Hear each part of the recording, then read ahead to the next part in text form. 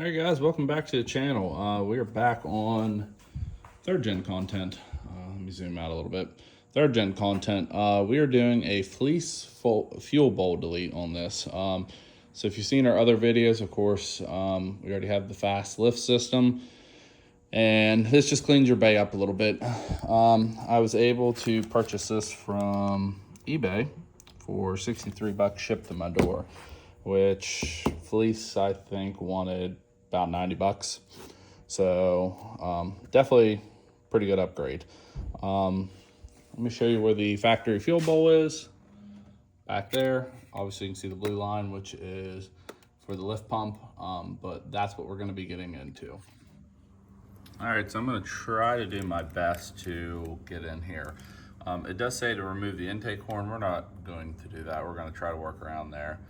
So the yellow tab there, there's a drain hose that goes below there. Anytime you're changing the filter in there, you gotta drain the fluid. So of course, with there being fuel in there, that's step one. I'm gonna get an old bottle, get underneath there, put it on the tube, and then we're gonna go ahead and drain it. There's two sensors there on the front, the one with the blue tab and the other one that I think it looks like it's an orange wire, red wire maybe. And then one of the fuel lines. Hold on a minute, let me see if I can get a better view. There you go. So that right there with the little dot on the head. There's gonna be one on the other side, and then you'll be able to see the two bolts that hold it actually to the block. So let me work on getting the fuel drained out of here. I'm gonna go ahead and disconnect those two sensors right there, and then I'm gonna work on the fuel line. I'll see if I can get you in here for the back line.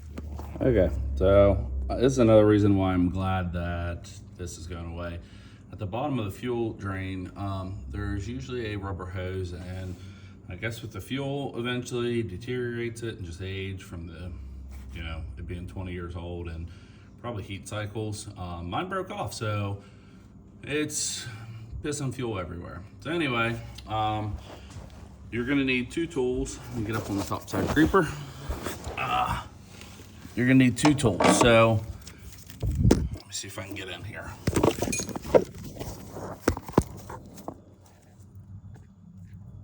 So there's a 10 millimeter there. There's a 10 millimeter back there. Now there is a bracket that you're probably gonna have to remove. So after you remove that bracket, that's probably what I'm gonna work on now. I'm gonna go ahead and get that bracket back there removed and start working on the fuel lines. It's pretty easy once you get it out. It's just tight working quarters. So with this gone, it really should free up some space. Okay, so from the top side, let's see if I can get a little better angle. That breather tube there, let me put my finger there.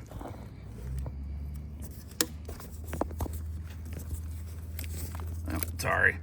Trying to do this so you guys are able to see. It's not difficult, but that breather tube right there, that bracket is attached to that, and it attaches to in front of the block off plate. I don't know if you're gonna be able to see it from, yeah, you'll vaguely, right there, it's gonna zoom in on my finger, but, so that's first thing to come off, and then from the top, you can see right there, the little dot on the bolt, that is where the other fuel line goes. So that's the one that I'm gonna work on now, and then we're gonna go ahead and disconnect the front one, which is hid underneath of that black line that has the writing on it. You can barely see it. So those are two fuel lines, and then the two brackets at the top, that's it. And then once, so let me do that. Next thing we're gonna do is actually pull this up out. So I'll show you guys what that looks like too. All right, so that sucked a little worse to get out than I thought it was going to. There's a bolt there. There's a fuel line, sorry, not a bolt, fuel line.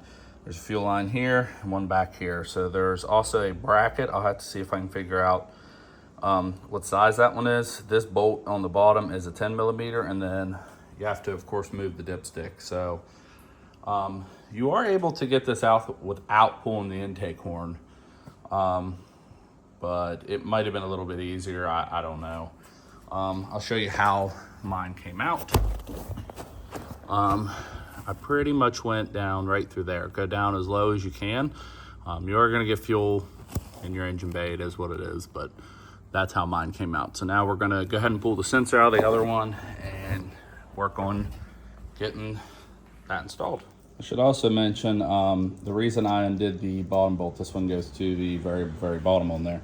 This one actually goes to your CP3. So whenever you do the fast fuel system or even AirDog, you'll have to remove the one that's on the factory line that goes to your CP3.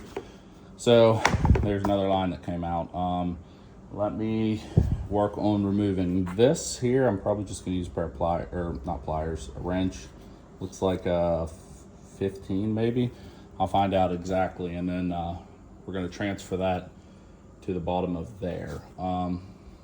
That is your water and fuel sensor. I don't know if you necessarily need it, but we're just gonna go ahead and transfer it over anyway. All right, that is a 19 millimeter. Still using Suzumi's ratcheting wrenches they sent us. Put that on the bottom. Got two of the bolts here, and there over there is the new copper crush rings. Obviously you want to put one, I got to pull these off still, but one will go here.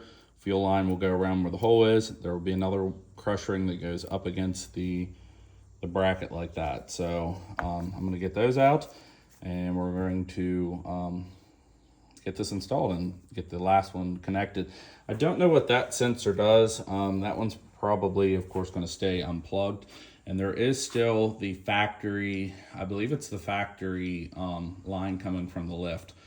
I need to figure out what to do with that, especially since I have the fast. So I'm gonna dig into that still a little bit later, but at least want to get this up, put on, and then we'll make sure it's not leaking. All right guys, so I pulled the wheel well. This is not what you have to do. The only reason I did this is I want to show you guys what it should look like when it's all complete. I put the bracket back together for the dipstick. I did lose two crush rings, which I end up having to replace. They're both in there. You can't really see that one because where my phone is, but it has one beside the bolt and beside the actual, delete. I will say this, I wish Fleece would have done the same thing as like what the factory did. There's like a little rubber insert that kind of holds the crush ring into place, which is a lot nicer, but everything is all finished up. That fuel line that is sticking up right there next to the steering shaft, I believe that's the original feed, which you don't need anymore, but I'd like to figure out a way to clean that up. I think the only way to really remove that is all the way back through the tank, but I might end up taping the top part off just to keep stuff out of it. I mean, I'm never pulling the fleet or the fast system off this. If I do pull it off for whatever reason, I'm just gonna put another one on. I'm not dealing with the factory stuff anymore. So however this truck is pretty much how it's gonna stay unless something breaks and I gotta put something else. But yeah, so I'm gonna look online, see if there's any kind of cleaner install methods to get rid of that one single fuel line. But yeah, it looks good. I will say this, it cut my arm up pretty bad. There was a zip tie somewhere that I couldn't find. And it must have been sharpened, but either way, my arm sliced the helm back. But yeah, this install, even though it was easy, it was a little annoying, but it's all finished now. Looks really good. Now there's so much more room for activities in there. So if you guys have watched up to this point, like, share, subscribe. Of course, check us out on Facebook for early releases.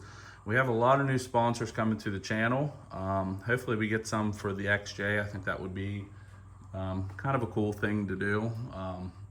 And then who knows what we might do with it. But anyway, I was actually kind of tossing the idea of a giveaway for the Jeep, but I don't know, we'll have to see how that goes. Anyway, thanks again for watching. Of course, like, share, subscribe as always.